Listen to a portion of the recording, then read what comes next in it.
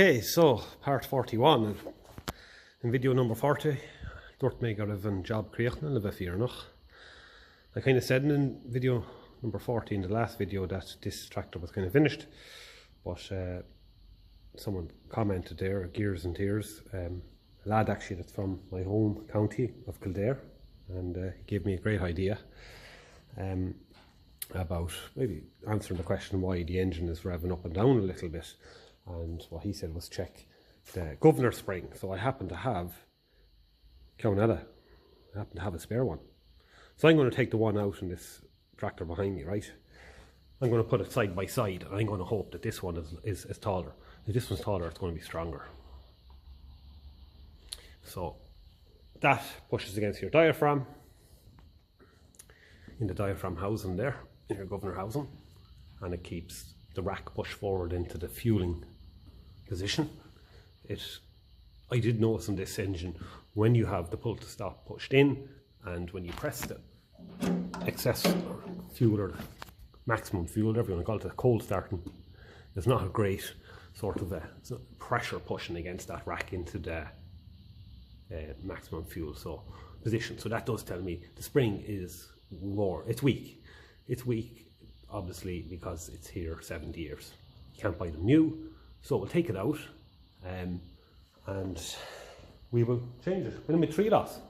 We'll try it. So first of all is our trusty 7/8. I like to just take off this air pipe here completely because it gets in the way and you can break it and all of that. So just a little tip, just take it out to hell, because if you don't have a spare one of these knocking around and you break this pipe or split it or crack it, the engine will go into maximum fuel and you have no control over the revs. So take off the pipe, keep it safe. It's always the best advice. I'm going to take it off the governor housing. Now, okay, so there's 2 fibre washers on these. One's wider at the bottom, the one on the top is a bit narrower, and that's because of that pipe. So it's always worth just taking your time, picking out nice ones, and of course taking off. Oh, it's very, very, very on the gal. It's very bright. We see what we can do here. Just try and adjust the lighting. There we are. So on this side for the pipe, what I usually like to do is these are 13/16, and I do find for some reason on a lot of these the spanner fits really, really snugly sometimes, to the point where it can be a bit awkward getting it off the nut each time. So I loosen it off with my 13/16, and then I just get an adjustable. I set it a little bit too wide. At that point you're not going to go damage it. Says he as he gets it stuck on it. It's just to get it off. And I find some of these nuts here, banjo nuts, they kind of get a good grip the whole way down, and it's the same on my other 2 Ferguson 20 diesels. They kind of fight you the whole way. It's only when they get to the very top that they get a bit loose.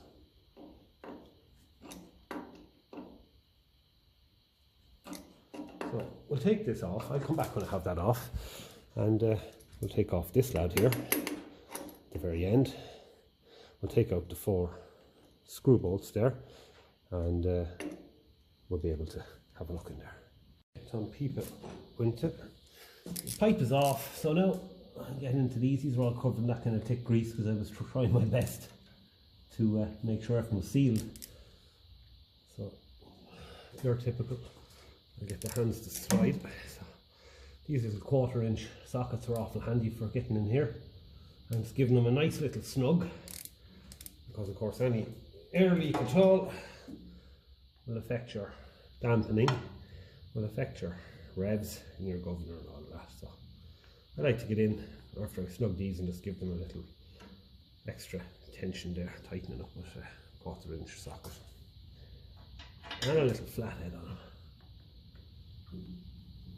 So Don't really have to take this off probably, but it's just a little bit, gives you a bit more room. And it's only two screw bolts. I think I call them screw bolts. I don't know if that's the proper, they're bolts, but they have a flat head, so they're more like a screw. So we'll call them screw bolts. Oh, so that should fall out of the way there now. Lovely. And I think I had a way of kind of holding that up there. It might stay, it might not. And I could do it with a little cloth now because my hands are covered in that grease. It's slipping everywhere. Okay, so next job is the 4 screw bolts, as we call them. Again, I give them a nice little nip now, so there you go. You just get a bit more of a nip on them with the likes of your socket here. Then you will with a screwdriver. Because of course we did just go that little bit extra just to make sure everything was nice and snug. So this is the last ditch effort, that's what to say for that. Deal, as to say in the Irish language. This is the last deal, the last erupt, the last effort. The last thing I can do, I think, to try and get this to steady up a little bit. And it'll be interesting to see how this spring looks compared to the other spring. Hopefully the spring on the bench is a little bit higher, a bit longer. That would tell me that there's a little bit more tension in it. Of course, like anything, these are all probably meant to be, it's meant to be a certain amount of tension. Be different from tractor to tractor, from engine to engine. Might be able to get here with that. How did I get in that before now? It's going in at a scow. It's going in scoways. Skewways, scowways. Scow. It comes from the Irish language. Scow. So we do have a few words in our own bit of English here in Ireland there that comes from the Irish. Scow. It's one of them that managed to make it in a form. I just can't get a turn on that, can I? No. That one's the awkward one. We'll try him here. We'll try him in the back. Just to get it turned the right way first. Keep it pushed in, and then that's the sound we want here. A little bit awkward. Very easy to fit when the pump is on the bench. A little bit harder when it's out, when it's in the engine. So I'll get this little awkward lad out a bit, and then I'll be able to screw him out by hand. Hopefully, or with a screwdriver. Just that. 2 inside ones are just, and the lift pump. Not every Ferguson 20 diesel has a lift pump, the earlier ones don't. And you end up with a lot more space when they don't have them. Otherwise your screwdriver's going in crooked, or as I said, at a scow. Then you stop scow. And that just makes it a little bit awkwarder to get a grip on it. So we'll take that out. It's coming out lovely there now, and easy. Of course all the grease, that's them there. Nice little screw bolts. So it'll be interesting to see. And sure, working on these out edges, everything's interesting there.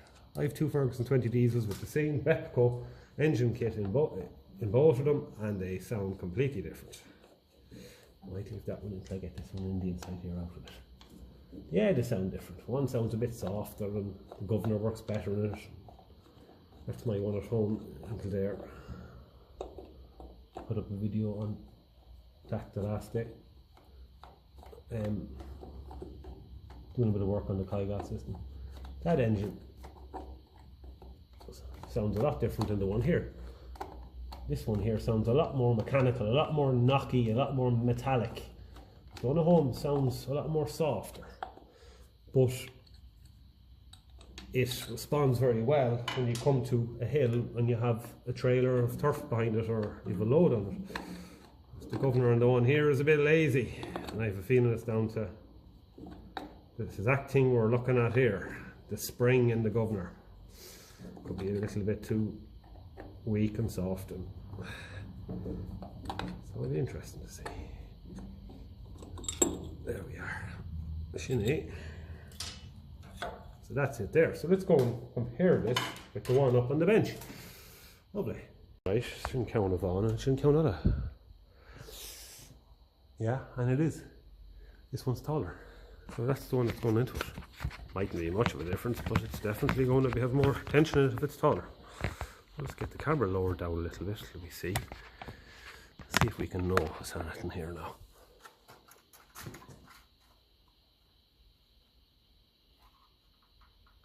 Definitely is taller. I think we'll agree on that, I think, won't we? Just yeah, it is. When you actually get down to the level of it there, it is just a tiny little hair taller. So let's have a feel of it. So this is the one that came out.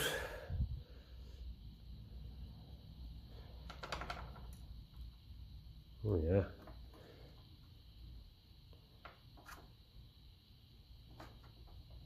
Yeah. So not only is it taller, there's actually it's actually a nice little bit more tension in it. Yeah.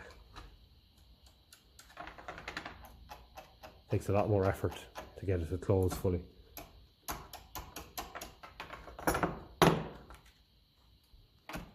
Yeah.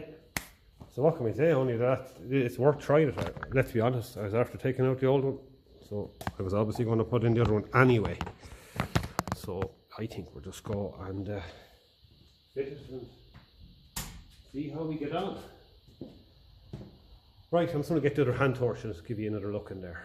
So that's what we're looking at. That's a new diaphragm, right? A little bit of kind of grease rubbed in around there, and that's okay. Apart from that, should function grand, should function perfect. Pull out your pull stop, and you just make sure that this goes in and out nice and easily. That's not getting caught. What you want to feel.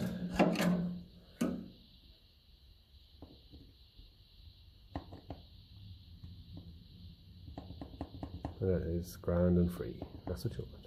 So, if you twist the rack, there's a grub screw in the back where the filters go. There's actually a little screw, a seal and wash around it, and that goes into the back of the rack that's going over here, right? And in the back of the rack there's a groove machined into it, and that stops the rack going too far out or too far in. Now if you twist the end of that rack and you try and push it, it's rubbing against that screw. If you twist it up or down, you'll feel it rub, and it'll get very, very hard to move. So it's important when you're putting on this onto the end of the rack, the other side of this is just a hole through a little kind of a lad coming out. It's important that you don't have this put in a way that's turning that rack down or up to the point where it's actually getting a bit caught. So we're happy enough that that's moving nice and freely there. So yeah, it's lovely and free, okay? So that's okay, we're happy with that. Right, so just a little tip, because I've noticed it over the years. Sometimes you can end up twisting the rack just a little bit when you're putting that on. And it can be enough just to make it a little bit lazy, a bit scratchy. Okay, so after that, we just have him in there. We had awful problems with this there at the start, pitting. Now it goes in and out lovely, really nice. So it was worth doing that. So after that, you make sure your spring, that can't really go wrong on you, it just goes in there. You just make sure you fit that onto the back there, right in the middle. Keep the pressure on it. Throw in screw bolt or two. Get them started. One there, and we'll go diagonal then, and that should keep it. That should keep it steady.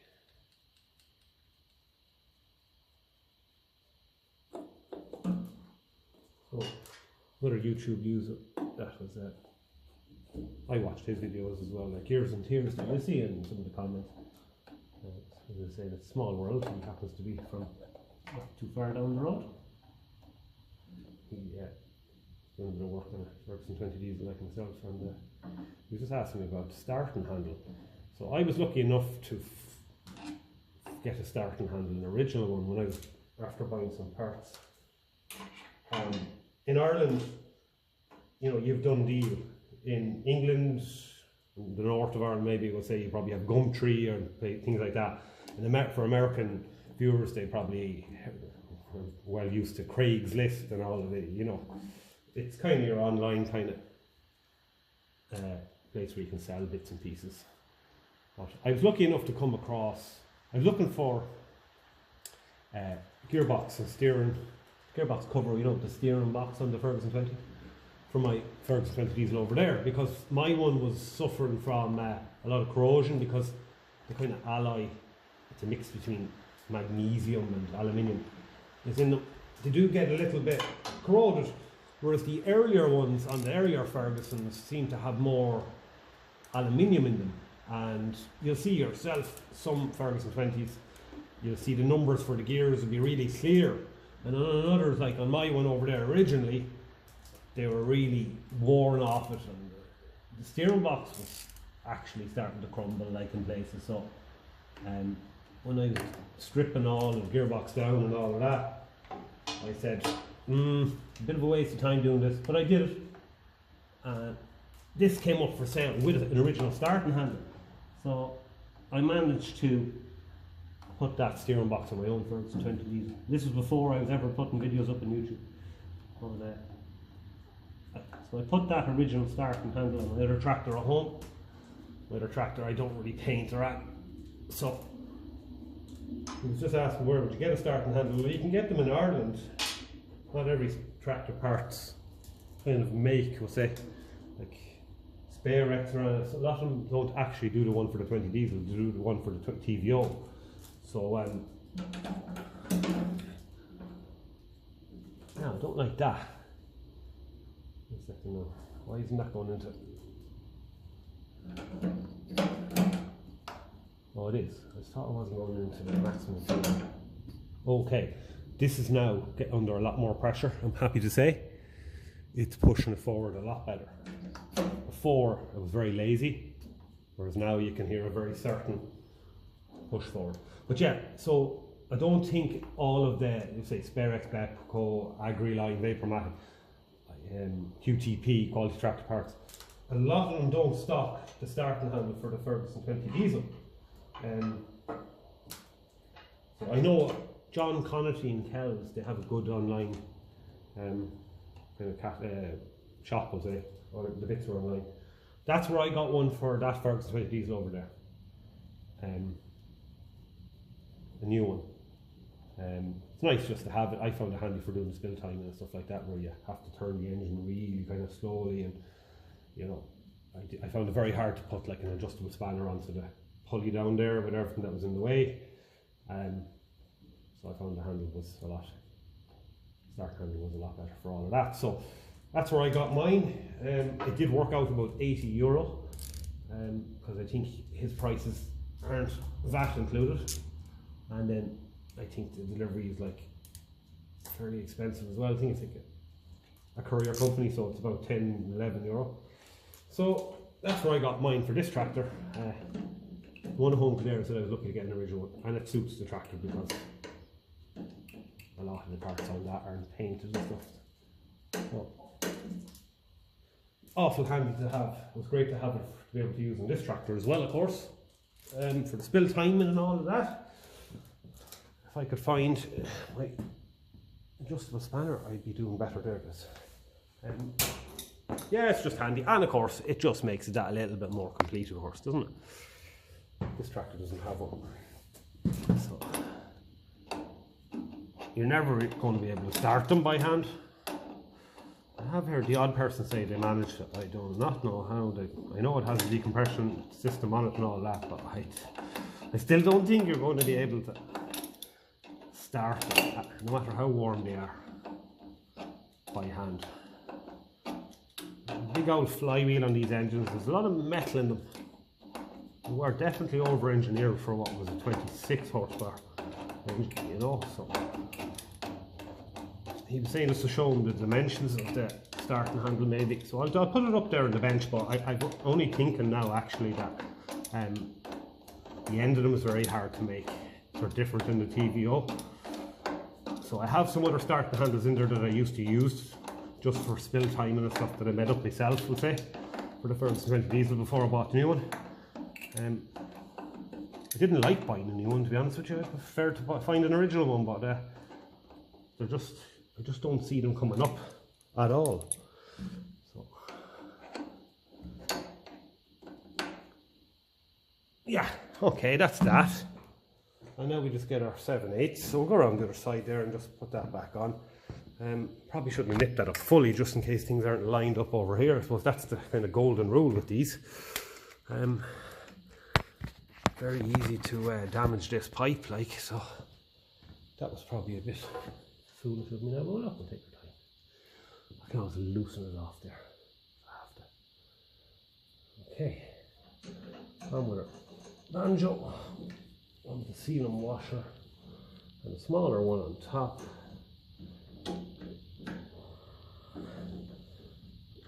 Be a little bit hard sometimes fighting these just to get them started, because you have that washer then getting in the way and all of that. And it's there, because they're a banjo bolt, they're hollow in the middle, and it does make them a lot weaker, and you have a coarse thread, so you do have to take your time. Always try and get them to screw in by hand as much as possible. Line up your washer there, and just take your time. Your pipe as well, as we saw there, wanted to go off towards the back of the tractor, so nip it up a bit and then just give it a little push forward as you're giving it a bit more of a nip. And do what you have to do just to keep it as in line as possible. And there you go, that's all it needs. So, will this sort it? Will we give it a start? Will we see? Will this sort it? Definitely seems to be stronger. Spring definitely seems to be pushing it towards the maximum fuel a lot better. I wasn't happy with it before, being honest. It was a little bit.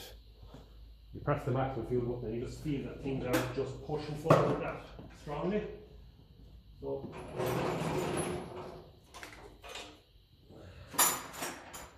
most important thing is, if you're messing with this pipe, make sure you have your pull to stop lever attached. Make sure you slip in through it, because this tractor had it was loose and your pull to stop lever wasn't in. Happened before, after I got a diesel pump reconditioned, I had to try and reach in there and stop the engine with my finger, and yeah, it was scary enough because it revved up very, very high, very, very quickly. Remember, when that is pushed in, this engine is only meant to be running at 2,200 revs full flat out. When that's pushed in and there's nothing to pull that back off that, it'll rev to probably twice that, and a very, very rich mixture. So that's always something I like to make sure. Okay, this is a cold start. Don't know how good the battery is. It started yesterday, but we'll see if it's any better. Hopefully it will be. I don't think there's a whole lot else I can do. So I'll just keep her on the heat there till I hear the diesel going down into the plug. You can actually usually hear it.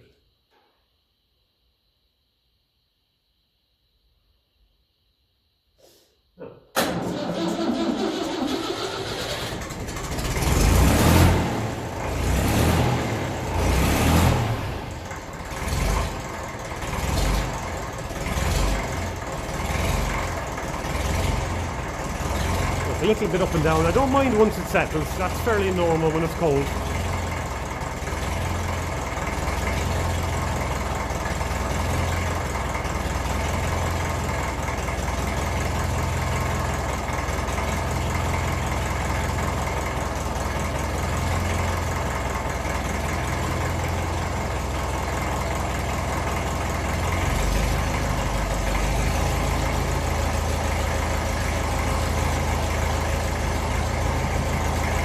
Okay, not too bad now. The silencer on this is very bad. It's all split down around there, it's blowing, so it doesn't sound great. But at least it's a lot steadier. I don't mind a bit of up and down when it's straight away.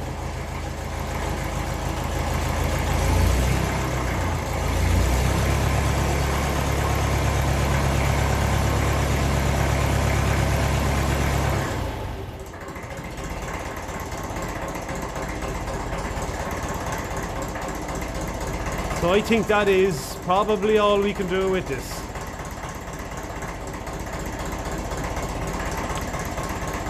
It isn't a warm evening. You can see my breath probably here, like that. So it is cold. And you know yourselves, these engines, they do like to take a good half an hour or so to warm up. So you do expect them to govern a bit until then. But I'm happy enough with that.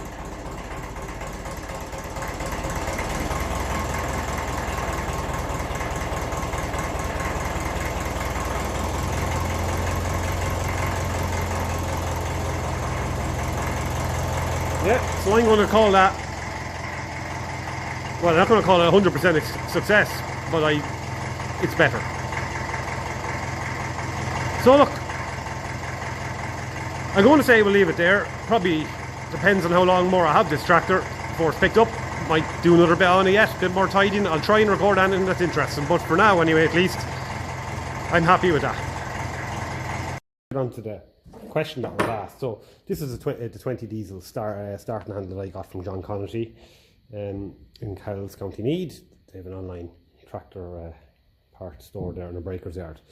So if you look at the end of that, this is a Ferguson 20 diesel starter, hand start, kind of a dog nut as it's called, right? This is your one from your 20 TVO and the gold belly, right? So this is an old starting handle that was left at home, and it was a bit thin, so I remember fitting this on to go through the front axle, right? And what I used to fit in there was, I used to get an old push rod and I cut a certain length of it and I tapped it through. I found the push rod was good hard metal, and I was always able to, and the reason why I always had a few of these was, I think I had originally a TEA with the longer push rods, and then we were messing around with it anyway, but we always had a few push rods knocking about. So that's what I did for the 20 TVO, and what that did was, of course, it went in there. This one then I came across and I did the same with it, just it's a bit thicker, and that went straight through, so I thought that was a stronger handle. And if you look there, you see the hole, I put my bit of push rod through and I cut it each side then with a hacksaw, and I knew it was perfectly the right length then to get a good grip. You can go a little bit wider, you just have to, it depends on the front axle, of course, you have to go through that. So that's the 20 TVO style, and petrol and 35 petrol and all of that. Your 20 diesel then is a different kettle of fish altogether, so it's that kind of a head on it there. So you can't really make one as such, it's very hard to machine that, so it goes in like that. So, and it's designed that when it does start or whatever, not that it, as I said, I don't think you'd ever get to start. Now when the engine actually turns faster, then your turn, as it starts, it comes out and pushes the handle up and out. But yeah, that's the reason why I find you either have to be lucky enough to find an original one, or as I did for this one, I just bought a new one, doing spill timing until I came across an original one. So I hope that answers your question. That said, for years I did use this starting handle, and it involved it not going in the whole way, but it did catch it enough. Sometimes I had to just put in something thinner, like, I don't know, You might even get away with a drill bit or something, just shove it through, just to catch it enough. Just for spill time, and it's okay, but you just need to turn really easy and slow. That'll be enough. I think I was trying to make this one work as well, but I had to do a bit of machining on it, and that would actually be stronger because this goes through the front axle perfect. So that's all I did. So if you're only wanting to do spill time in any old starting handle with your kind of T-piece in the end, you know, you will make it work. Yeah, that's all I did. So this one I could probably drill another hole in it there to make it suit the 20 diesel, not a TVO. Drill a hole and just get a push rod, cut it there each side, and just make sure it goes through the front axle. So there are your options. Or you could go, of course, if you were working your engine, you could go and fit the TVO petrol style dia starter dog nut on it. They're both the same threads, I think, anyway. So it's just one's longer. Okay, maybe not. Yeah, there's the options. But if you're stuck, at least they are available online there. That's what I did. That's it. Another thing done. Thanks for asking the question. That's what we're all here for, I suppose, isn't it? To either ask questions or to get answers. And it's always nice to be able to help. I'm no expert, but if I can help, I will. So lovely. That's jobby in Ella Denta. Another little job done. And we'll see how it performs when I bring it up the road now and see plenty of hills up there. Hopefully that governor will work thanks to a stronger spring. So we'll leave it there for this video, and yeah, hopefully it'll help some people in the future maybe to diagnose some problems. And thanks for Dears and Tears for commenting and putting that idea in my head, because I did have a spare one and now we've swapped it, and it definitely feels like it's doing a better job. As I said, one little test as well compared to the other one was when I pressed this. Now there's a lot more kind of you can kind of hear the rack being pushed forward a little bit more forward into the maximum fuel position. So I'd say that's probably a good thing. So we'll leave it here for this video, and sure, if I have anything else interesting for showing, I'll record it and I'll upload it. So until the next time, take care and slán go fóill.